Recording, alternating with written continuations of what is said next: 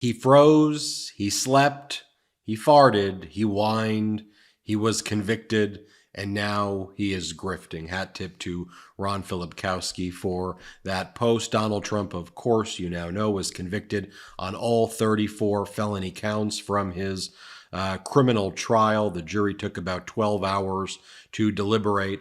Looks like we have a statement coming in from Melania Trump supporting Donald Trump. There is not a statement there at all.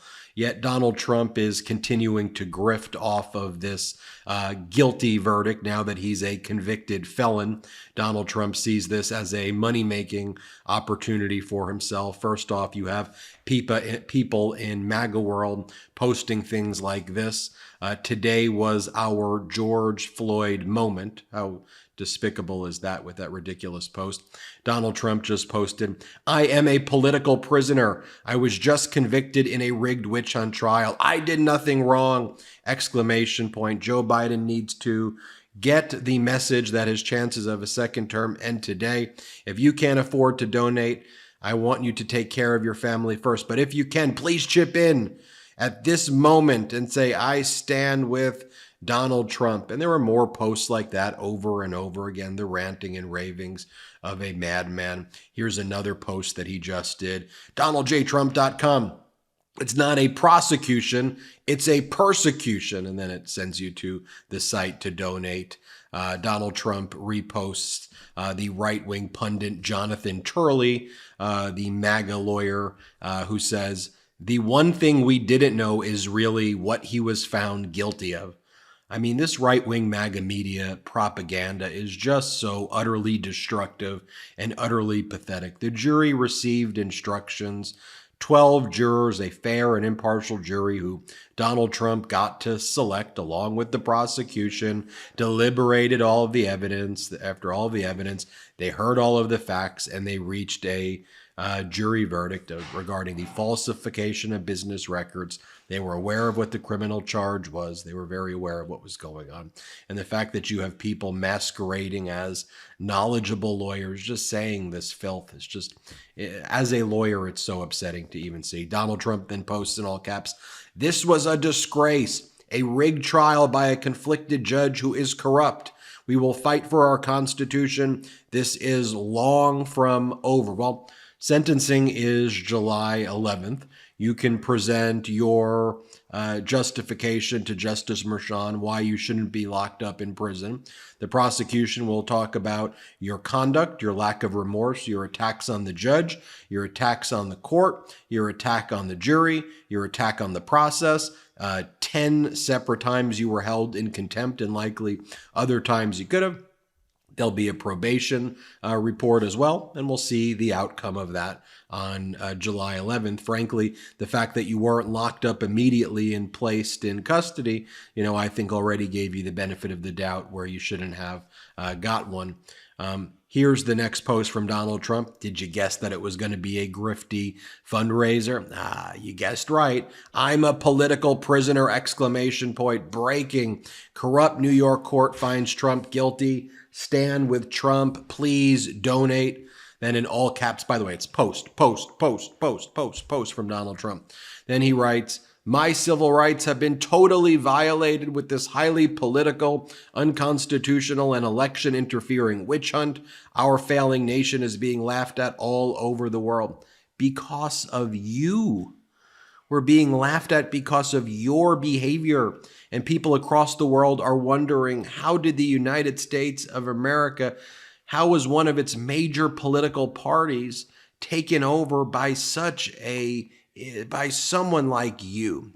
I know the Midas Mighty don't want me to call him names, so I'll just say somebody like you. I'll take your advice. That's what people are laughing at. Donald Trump then posts, "Not only did this highly conflicted, biased judge, Juan Merchan, prevent me from presenting the fact that I did not take a tax deduction on the legal expense, which was marked correctly as a legal expense, the judge also did not allow my lawyers to get tax records from the former attorney, whose name I'm not allowed to mention due to the unconstitutional gag order imposed upon me. Election interference, exclamation point, witch hunt." Dude, you didn't testify. you could have taken the stand and you could have testified and told whatever version of events you wanted to tell. Your lawyer, Todd Blanche, could have walked you through it. You could have provided any explanation that you wanted, but then you probably would have been cross-examined by the prosecutor on all of the tax fraud that you committed. So if you opened up the door to that during direct testimony, guess what? It would have been brought up that you were engaged in a massive civil fraud. It would have been brought up that the Trump organization, just like you now, is a convicted felon organization and was found guilty by another jury in New York a few years back. Remember that criminal trial that was also prosecuted by the Manhattan District Attorney's Office? So you would have opened the door to that. Or the fact that in many years, you either paid $0 in taxes or $750 in taxes, which is the filing fee for the taxes themselves. So while other hardworking Americans were paying their taxes, you were paying no tax. So if you wanted to open the door to that, you could have taken the stand and testified like the big, strong, tough man that you told everybody you were going to be and you were going to do. But once again, you backed out and did not testify. 1 in 5 Americans have learn a new language on their bucket list. If that's you, make 2024 the year you finally check it off the list with Babbel. Be a better you in 2024 with Babbel, the science-backed language learning app that actually works. Don't pay hundreds of dollars for private tutors or waste hours on apps that don't really help you speak the language. Babbel's quick 10-minute lessons are handcrafted by over 200 language experts to help you start speaking a new language in as little as 3 weeks. Babbel's designed by real people for real conversations. Babbel's tips and tools are approachable, accessible, rooted in real-life situations, and delivered with conversation-based teaching, so you're ready to practice what you've learned in the real world. Babbel's convenient courses have helped me learn real-life conversation skills in a different language. It's so easy to learn how to order food, ask for directions, speak to merchants without having to consult language apps while on vacation. Plus, Babbel's speech recognition technology helps you to improve your pronunciation and accent. Studies from Yale, Michigan State University, and others continue to prove Babbel is better. One study found that using Babbel for 15 hours is equivalent to a full semester at college. Babbel has over 16 million subscriptions sold, plus all of Babbel's 14 award-winning language courses are backed by their 20-day money-back guarantee. Here's a special limited-time deal for our listeners. Right now, get up to 60% off your Babbel subscription, but it's only for our listeners at babbel.com/Meidas. So get up to 60% off at babbel.com/Meidas, and that's spelled babbel.com/Meidas, MEIDAS. Rules and restrictions may apply. What else is he whining and complaining about? The jury instructions, which are the standard model jury instructions. The jury instructions given by the highly conflicted judge, Juan Merchan, were unfair, misleading, inaccurate, and unconstitutional. They were also very confusing. Just what the judge wanted, because there was no crime. What in the world are you? It's the jury instructions' fault. It's the judge's fault. It's the jury's fault. It's Manhattan's fault. It's, we didn't get to call the witnesses. The prosecution didn't call the witnesses. This is rigged. That's rigged. You just realize over and over again, all they are doing is whining and grifting. As Ron Filipkowski, our editor-in-chief at MeidasTouch.com, said, though, Joe Tacopina is probably the winner of the 2024 Trump Lawyer Who Exercised the Best Judgment Award. Remember, Tacopina was the original lawyer in this case, along with Todd Blanche and others, and Joe Tacopina withdrew from this case and said he had just searched his heart and decided not to be a part of the legal team anymore. Remember when Tacopina said that? Say what you want about Tacopina, you got to give this guy some credit. I mean, in terms of withdrawing when he did. Remember when just to remind you, remember when Tacopina withdrew, and this is why he said he was withdrawing. Here, play this clip. Why would you leave the team? By the way, it's the first and only interview, Reverend, that I'll be doing on this topic. Okay, you're someone obviously very special to me and someone I have a relationship with, and I'm going to discuss it once and only once to the degree I can.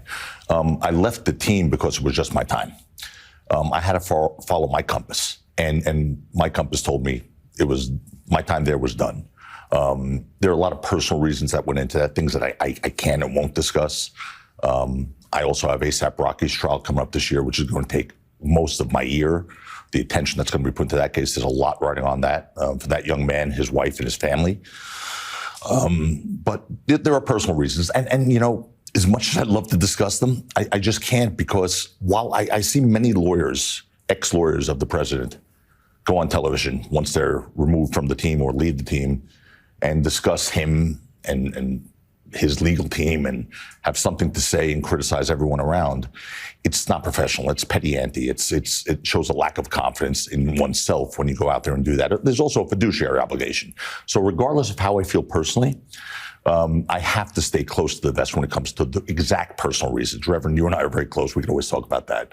But I just don't want to be like the lawyers who do things that, in my opinion, make them look very bad and violate what an attorney's privileges mean to a client, whether you are with the client or no longer with the client, whether you like the client or don't like the client. But I just had to follow my compass, and it was my time. No, well, By the way, Hillary Clinton coincidentally was giving a speech on Thursday evening. Let me show you the speech that she gave and what went down. Play this clip. Thank you. Thank you so much. Anything going on today?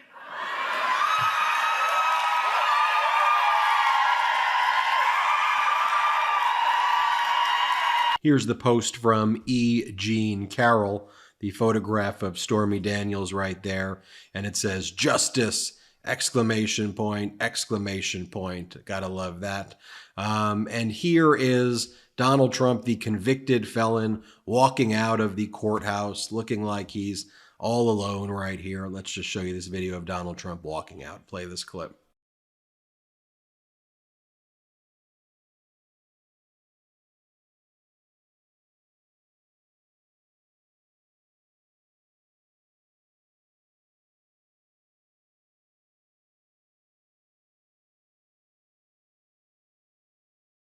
As Congressmember Jared Moskowitz pointed out, here are all the times that Donald Trump posted law and order, law and order, law and order, law and order over and over and over again.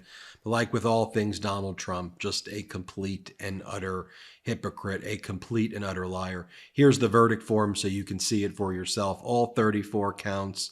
You see the jury check guilty on each and every count. 12 hours of deliberations. Donald Trump found guilty. You have all these MAGA Republicans posting upside down flags, the flag of the insurrection. You have all of these Republican politicians, MAGA politicians, attacking law and order right now. Just a horrific state of that party. But I want to show you kind of former Republican leader, Michael Steele, who I have a great deal of respect for right now. And here's how Michael Steele put it. I think it's very appropriate.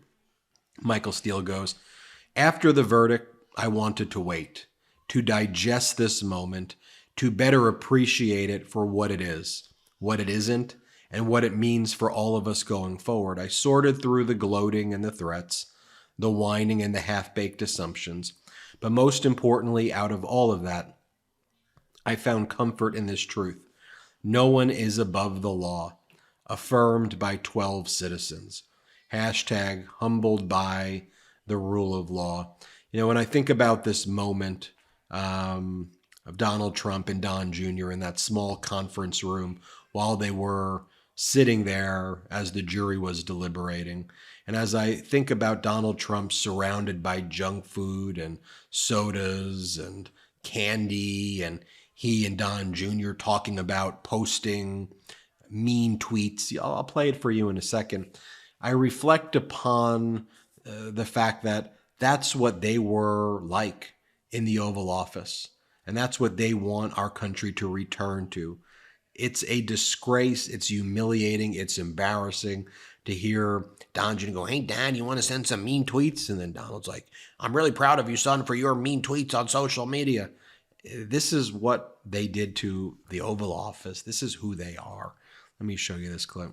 Hey guys, I'm here with your favorite president. We're cranking out a couple mean tweets at the courthouse. Why don't you read that last one, because I think it's pretty Well, epic. I think I'm going to put it out instead of reading it, but I know my son's doing very well on social media. I'm proud of him. Stay tuned. It'll be a doozy. As you know, Donald Trump will be holding a press conference in a little bit. I expect it to be totally unhinged, totally lawless. He's posting about it. We'll keep you posted each step of the way here on the MeidasTouch Network. Thank you very much for watching. Hit subscribe. We're on our way to 3 million subscribers thanks to your support. Love this video? Make sure you stay up to date on the latest breaking news and all things Meidas by signing up to the MeidasTouch newsletter at MeidasTouch.com/newsletter.